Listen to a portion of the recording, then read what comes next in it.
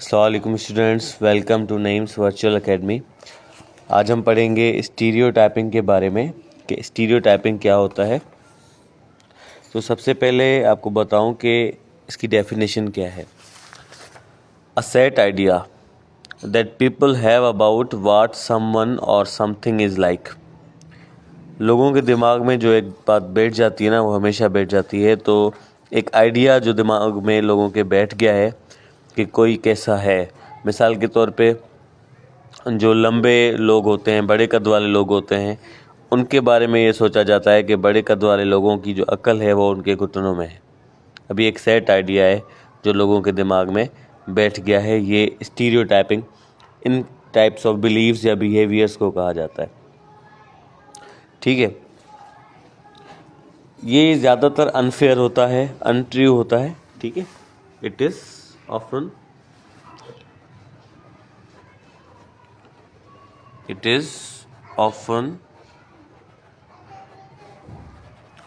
unfair and untrue, unfair and untrue। ये नामुनासिब होता है और ये सच भी नहीं होता। ठीक है, believe that many people have about people और things, untrue belief that many people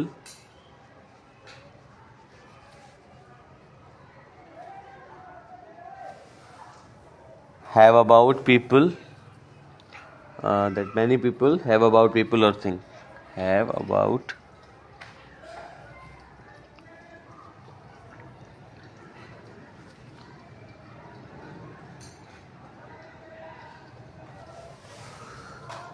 ठीक है जी।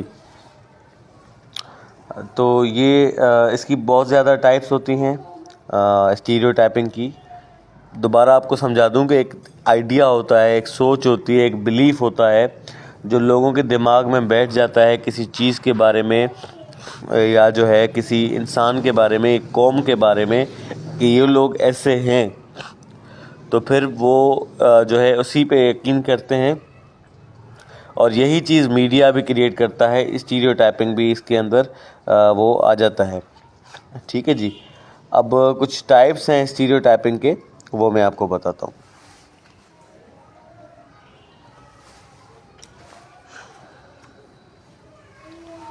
Common stereotypes.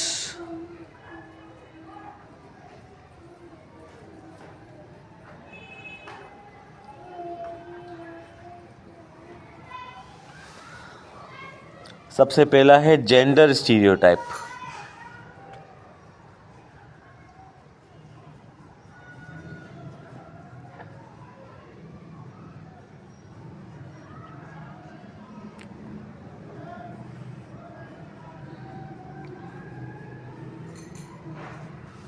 ठीक है, जेंडर स्टीरियोटाइपिंग। अब ये क्या होता है? There are some common stereotypes of man and women. अब मर्दों और औरतों के लिए कुछ जो है स्टीरियोटाइप्स हैं। सबसे पहले मर्दों के लिए मैं आपको बताऊं। मर्दों के लिए कहते हैं फॉर मैन, मर्दों के लिए कहते हैं कि man are the breadwinners, man are the bread winners.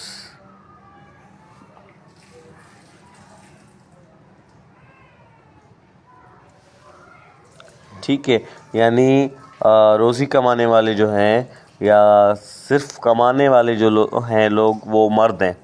औरतें कमाने वाली नहीं हैं, यानी घर को चलाने वाले, घर को कमा के देने वाले सिर्फ मर्द हो सकते हैं, औरतें नहीं हो सकती। तो ये भी एक किस्म का स्टीरियोटाइप है। ठीक है जी। इसके अलावा वुमेन आर हाउसवाइफ्स, फॉर वुमेन, इनके लिए कहते हैं वुमेन आर हाउसवाइफ्स, के औरतें जो हैं वो सिर्फ हाउसवाइफ्स ही हो सकती हैं। ठीक है, वो सिर्फ घर में ही रहती हैं। फिर मर्दों के लिए कहते हैं man are backbone,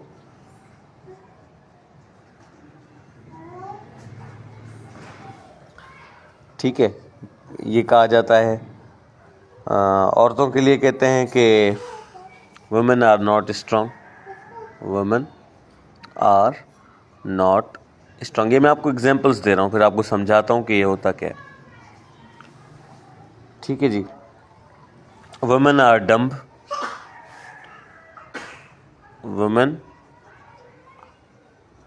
are dumb, ठीक है।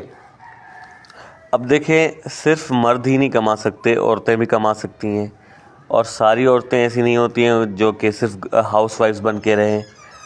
मैन आर बैकबोन, ये ज़रूरी नहीं है, औरतें भी बैकबोन ऑफ द हाउस हो सकती हैं। औरतों के लिए कहा जाता है कि औरतें स्ट्रांग नहीं हैं, औरतें बेवकूफ़ होती हैं। तो ये भी जो है एक किस्म का स्टीरियोटाइप है, और ये अनफेयर होता है, अनट्रू होता है। ठीक है जी, समझ में आ गया जेंडर स्टीरियोटाइपिंग। अब उसके बाद है एक और किस्म का स्टीरियोटाइप जिसको कहा जाता है stereotyping based on race.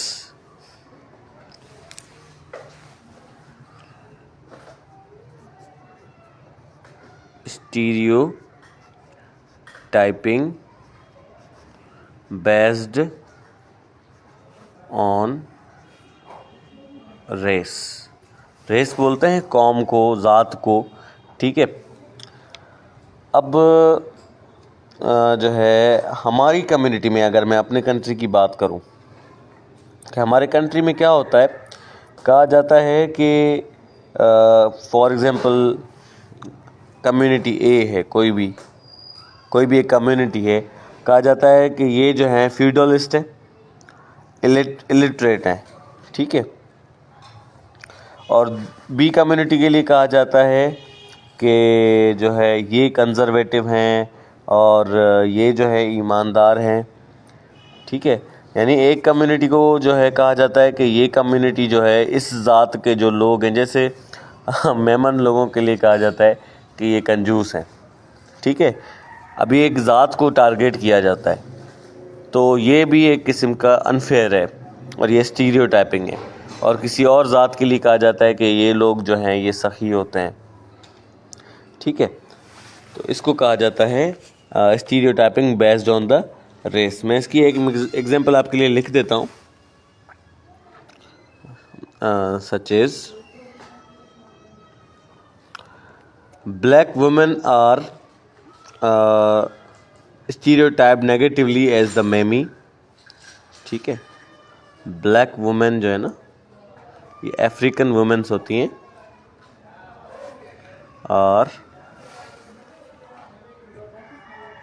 Stereotyped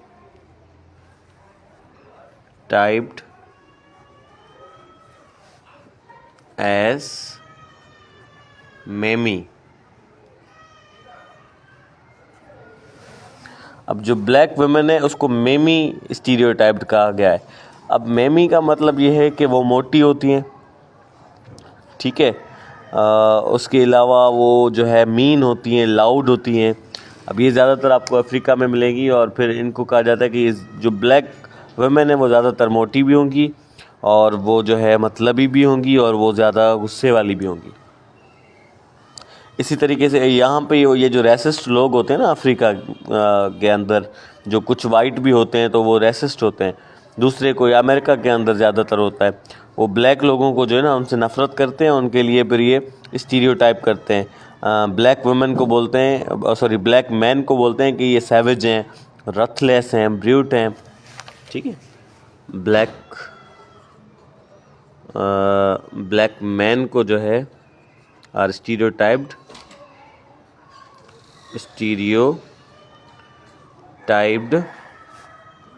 as savage, यानी वैशी हैं, रथलेस हैं यानी कि बेरहम हैं, ठीक है, एटसेट्रा।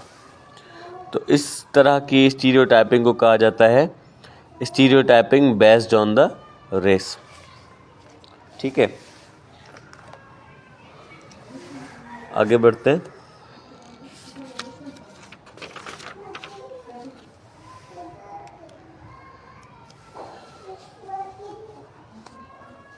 एक और टाइप है स्टीरियोटाइपिंग की, ये होती है कल्चरल स्टीरियोटाइपिंग। ठीक है,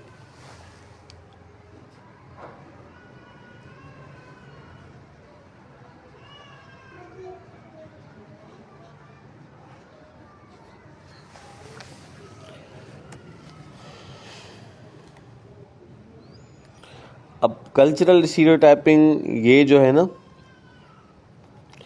इसमें ये होता है कि कहा जाता है किसी एक कल्चर के बारे में जो है अच्छा या बुरा कहा जाता है। अब एशियन लोगों के लिए कहा जाता है all Asians like to eat rice. All Asians like to eat rice, यानी एशियन लोगों को चावल खाना बहुत ज़्यादा पसंद है। अब ऐसा तो नहीं कि हर एशियन बंदे को चावल खाना पसंद हो, किसी को पसंद होते हैं, किसी को नहीं पसंद होते। तो मैंने आपको शुरू में ही बताया कि स्टीरियोटाइपिंग जो है वो अनट्रू होती है और वो अनफेयर होती है। ठीक है, इसके अलावा कहा जाता है कि जो क्रिश्चियन गर्ल्स हैं वो जजमेंटल होते हैं, या क्रिश्चियन लोग जो हैं वो जजमेंटल होते हैं। क्रिश्चियंस आर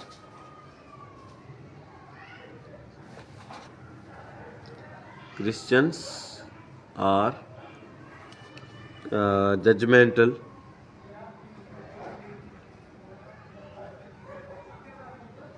जजमेंटल का मतलब क्या होता है? ये वो लोग होते हैं जो कि दूसरों के लिए बहुत ही क्विकली एक ओपिनियन दे देते हैं कि ये अच्छा है या बुरा है।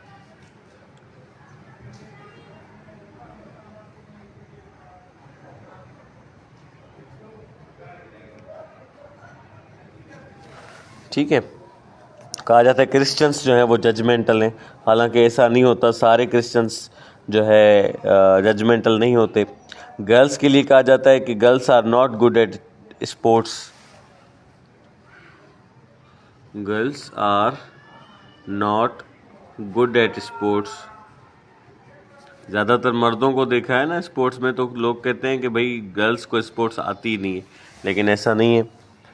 ये सब के लिए हम एक ही बात नहीं कर सकते। ठीक है,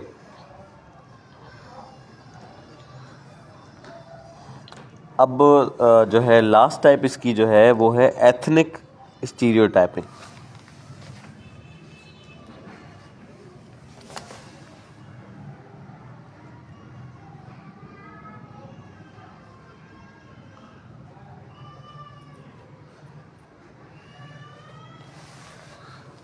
एथनिक स्टीरियोटाइपिंग जो है ना, एथनिक स्टीरियोटाइपिंग, इसमें होती है नस्ल परस्ती। ठीक है, किसी एक नस्ल के बारे में कहा जाता है कि ये एथनिक ग्रुप जो है वो मोर इंटेलिजेंट है, हार्ड वर्कर है, लोग लॉयल है कंट्री के लिए, रिलीजियस भी है। और किसी एक ग्रुप के लिए कहा जाता है कि ये जो हैं मुल्क के लिए अच्छे नहीं हैं। जैसे ज़्यादातर बलोचों के लिए, जो बलूचिस्तान के बलोच हैं, उनको ये समझा जाता है कि they are not loyal to the country, या किसी एक ग्रुप के लिए समझा जाता है कि ये लॉयल हैं। और तो इस तरह की जो है ना, ये एथनिक स्टीरियोटाइपिंग होती है। ठीक है, इसमें जो है जो क्वालिटीज़ हैं या करेक्टर्स हैं किसी एक ग्रुप के हायर करके बताए जाते हैं, और करेक्टर और क्वालिटीज़ किसी एक दूसरे ग्रुप के जो हैं वो लोअर करके बताए जाते हैं। इस तरीके की भी एथनिक जो है स्टीरियोटाइपिंग होती है। ठीक है जी, जैसे मैं यहाँ पे लिख देता हूँ कि सच एज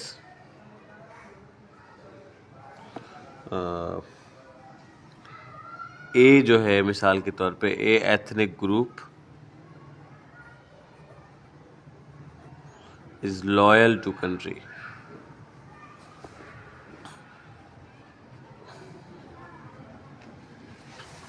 ठीक है, अब उसके बाद जो है हमारे पास टॉपिक है प्रोपेगेंडा।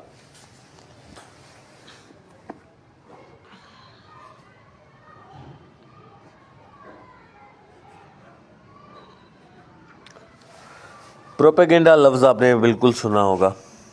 ये क्या होता है? सबसे पहले तो इसकी जो है डेफिनेशन लिख लेते हैं। प्रोपेगेंडा है क्या? Propaganda is the systematic effort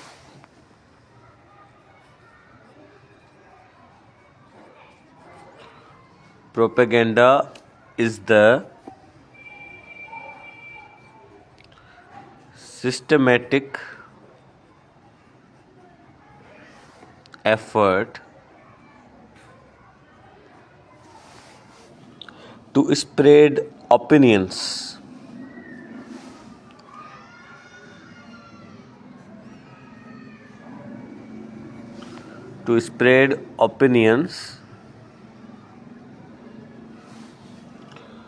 or beliefs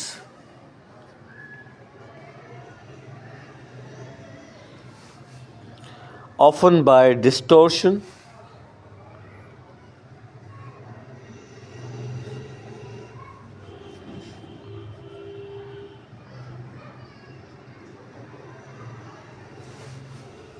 and deception.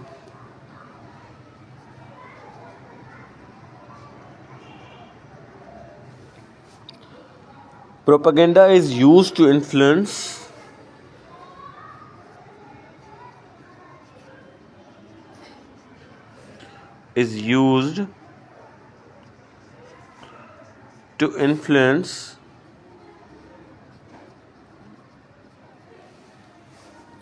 the attitude of a population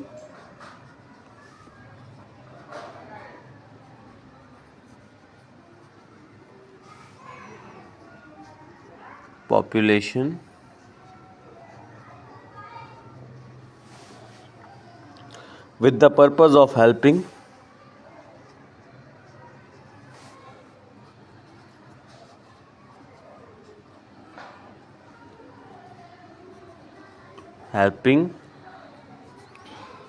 or helping a point of view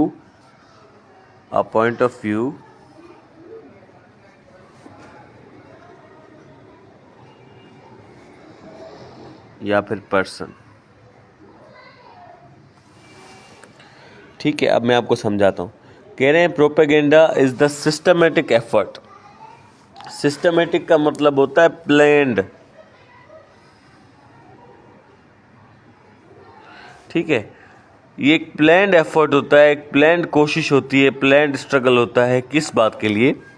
to spread the opinions और बिलीव्स, कि इस तरीके के ओपिनियंस और बिलीफ को फैलाया जाए जो कि ऑफन बाय डिस्टोर्शन होते हैं, ये गलत बयानी पे मबनी होते हैं। ठीक है, गलत बयानी, डिस्टोर्शन मतलब गलत बयानी एंड डिसेप्शन और धोखे पे मबनी होती हैं ऐसे ओपिनियंस।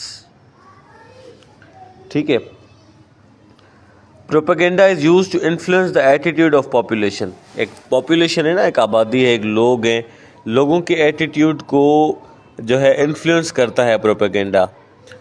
वो जो है असरअंदाज होता है लोगों के जहनों पे, with the purpose of helping a point of view या पर्सन। अब इससे क्या होता है कि एक बंदे की ये हेल्प कर रहे होते हैं, उसके पॉइंट ऑफ व्यू को साबित करने के लिए एक बंदे की हेल्प कर रहे होते हैं ताकि उसको कामयाबी हासिल हो, या फिर किसी को नुकसान पहुंचाने के लिए, इंजर करने के लिए, किसी की काज को इंजर करने के लिए भी प्रोपेगेंडा किया जाता है। ठीक है जी, ये थी इसकी डेफिनेशन। अब ये होता कैसे है? ये इनकरेक्ट इन्फॉर्मेशन देकर, गलत बयान देकर, गलत इन्फॉर्मेशन देकर लोगों को गुमराह किया जाता है। अब कॉमन प्रोपेगेंडा टेक्निक्स क्या होती हैं वो मैं आपको बताता हूँ।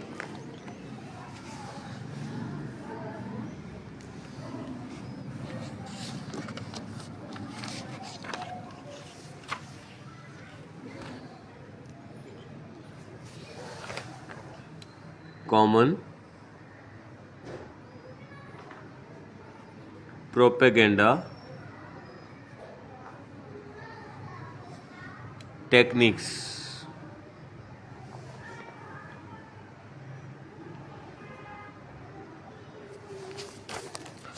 तो ये मैं आपको समझाता जाता हूँ।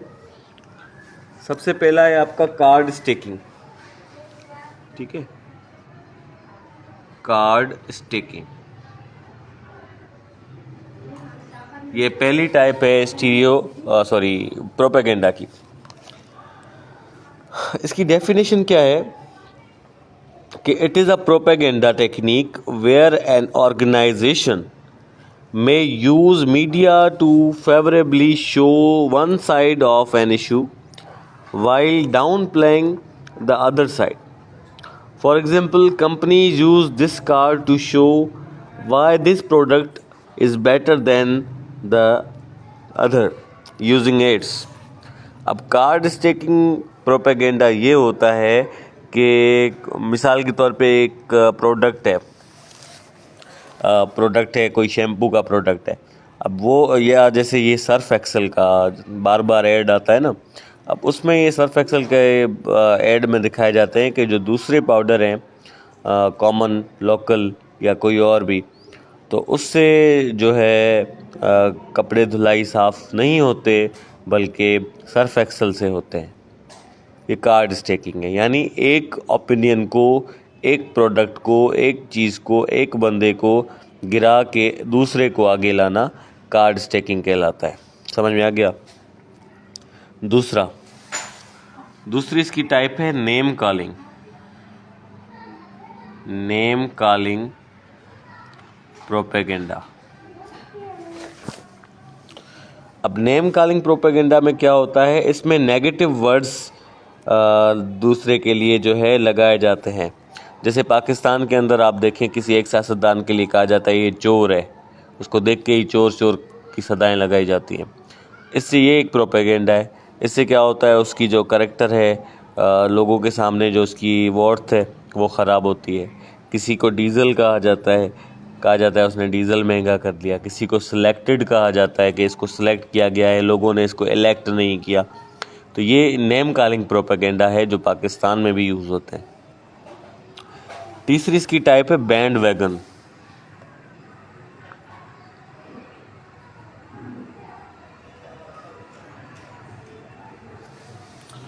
अब बैंड वैगन जो है ना, इसमें क्लेम किया जाता है everyone is doing it. Claims everyone is doing it.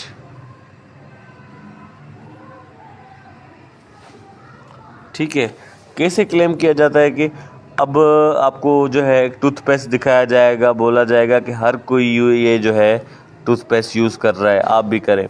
या पिज़्ज़ा शॉप जो है ऐसे ऐड देती है, पिज़्ज़ा शॉप जो है वो क्या करते हैं, ads shows everyone loves the pizza here, कि भाई इस शॉप का पिज़्ज़ा हर किसी को पसंद है, हर कोई इसके दीवाने है। मैकडोनल्ड जो है वो कहता है हमारा चिकन ऐसा है, KFC ये कहता है। ठीक है, तो ये एक बैंड वैगन है जो कि क्लेम करता है कि हर किसी को ये चीज़ पसंद है, लेकिन ऐसा होता नहीं है, ये प्रोपेगेंडा है। ठीक है, इसमें नेम कॉलिंग में मैंने आपको बताया कि नेगेटिव वर्ड्स का इस्तेमाल किया जाता है। ये मैं थोड़ा थोड़ा लिख देता हूँ ताकि आपको बाद में जब आप ये PDF देखें भी तो आपको समझ में आ जाए। ठीक है जी, इसमें जो है फेवर किया जाता है किसी एक बंदे को। अच्छा, उसके बाद जो दूसरी टाइप है वो है appeal to emotion. Appeal to emotion.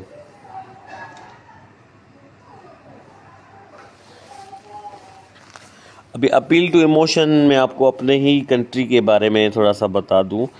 पहले इसकी डेफिनेशन आपको बताऊं कि uses information to arouse feelings, लोगों के इमोशंस को उभारना, फीलिंग्स को अराउज करना, ऐसा प्रोपेगेंडा है। अब हमारे मुल्क में ज़्यादातर ये चल रहा है, जिससे आप नफ़रत करते हो ना, तो आप उस पे लगा दो कि ये इन्होंने जो है नौज़ुबिल्लाह नबी करीम सल्लल्लाहु अलैहि वसल्लम की शान में गुस्ताखी कर दी है। ऐसे अल्फाज इसने बोल दिए हैं कि इसने गुस्ताखी की है और गुस्ताखी की सज़ा कत्ल होती है। तो ऐसे इमोशंस उभार के अपनी दुश्मनी इस तरीके से भी लोग निकालते हैं। ये अपील टू इमोशन में आपको एग्जाम्पल बताई है, ठीक है। और हमारे लोग सोचते कुछ भी नहीं है। हमारे लोग जो है रिसर्च नहीं करते, देखते नहीं है कि वाकई ऐसा हुआ नहीं हुआ, दूसरे बंदे को बोलने तक का मौका नहीं देते और अपने जो है वो गुस्से का इजहार उस पर पहले ही कर देते हैं। इसके अलावा जो है एक प्रोपेगेंडा टेक्निक होती है जिसका नाम है ट्रांसफ़र। ये बहुत मज़े का होता है। मैं आपको बताऊँ इसके बारे में। व्हेन अ पॉलिटिशियन, ये एग्जांपल दे रहा हूँ, when a politician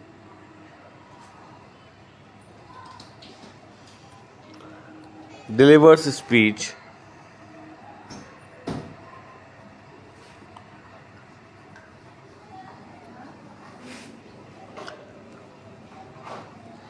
Pakistani flags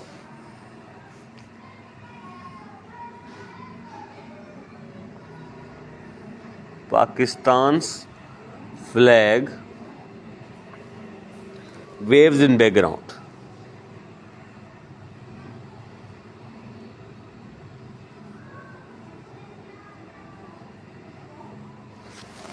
अभी ट्रांसफ़र वाला प्रोपेगेंडा जो है ना, ये बहुत मज़े का है।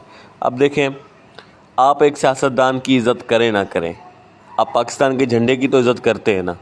अब जब वो सियासतदान जो है अपना पैगाम लोगों को दे रहा होता है, स्पीच कर रहा होता है, इंटरव्यू दे रहा होता है, पीछे उसका जो है, उसके पीछे पाकिस्तान का झंडा लहरा रहा होता है। अब इससे वो ये ज़ाहिर करना चाह रहा होता है कि मैं एक मुहिब वतन पाकिस्तानी हूँ, ठीक है।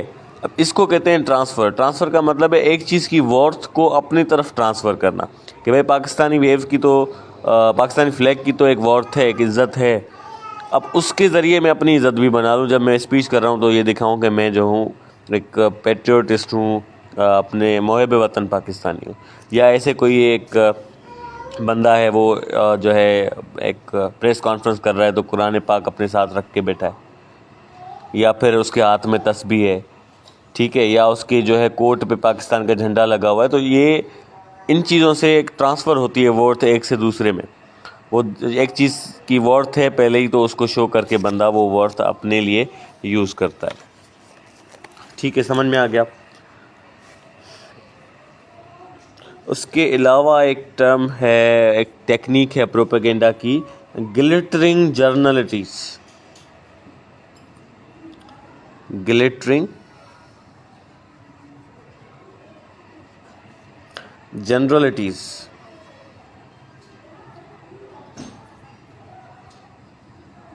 अब ये वर्ड देखें, ग्लिटर, ये ज़्यादातर गर्ल्स यूज़ करती हैं। ये इसमें शाइन होती है, चमक होती है। तो ग्लिटरिंग जनरलिटीज़ का मतलब ये है कि डिस्क्राइब समथिंग और समवन, डिस्क्राइब समथिंग और someone in extremely positive terms, in extremely positive term। किसी चीज़ को या किसी बंदे को बहुत ही ज़्यादा पॉजिटिव दिखाना, अच्छा दिखाना, ये ग्लिटरिंग है, ठीक है। ये भी एक किस्म का प्रोपेगेंडा है। इसके अलावा जो है टेस्टिमोनियल, टेस्टिमोनियल प्रोपेगेंडा। इसमें यह होता है कि यूजेस अ फेमस या popular person, uses a famous और popular person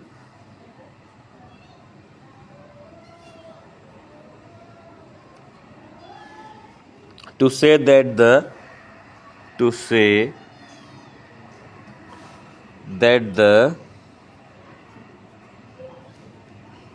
idea is good.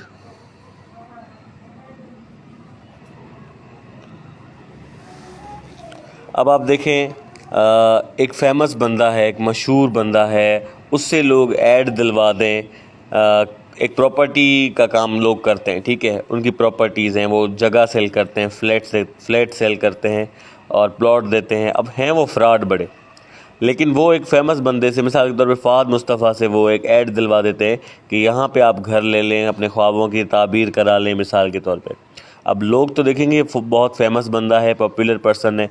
अब फ़ाद मुस्तफ़ा को खुद भी पता नहीं होगा कि ये लोग जो हैं फ्रॉड हैं और मुझसे ये ऐड करवा रहे हैं, तो वो ऐड बना देगा और वो टीवी पे चल जाएगा। अब लोग समझेंगे वाकई ये जो है हम यहाँ पे घर लेंगे तो हमारे ख्वाबों की ताबीर हो जाएगी, लेकिन हकीकत में ऐसा फिर नहीं होगा और फिर उनके साथ फ्रॉड हो जाएगा। तो ये टेस्टिमोनियल प्रोपेगेंडा होता है, जिससे जो है एक फेमस बंदे से कोई आइडिया को गुड कहा जाता है कि भाई ये सही है, ठीक है।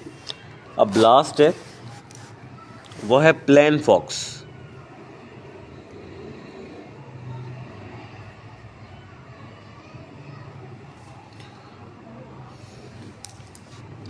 अब इसमें क्या होता है, यूजेस अ ऑर्डिनरी पर्सन।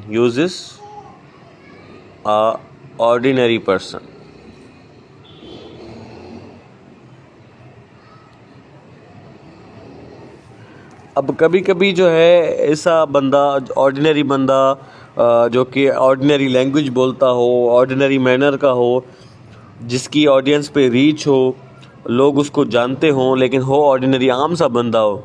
अब उससे कोई आइडिया दिलवा देते हैं, दिखा देते हैं कि ये आइडिया सही है, तो उस पर भी लोग यकीन करते हैं, यार इसको तो हम जानते हैं, ये तो सही बंदा है, ठीक है। तो उसकी बातों में भी लोग आ जाते हैं और ये एज जो है प्रोपेगेंडा यूज़ हो जाता है। Thank you.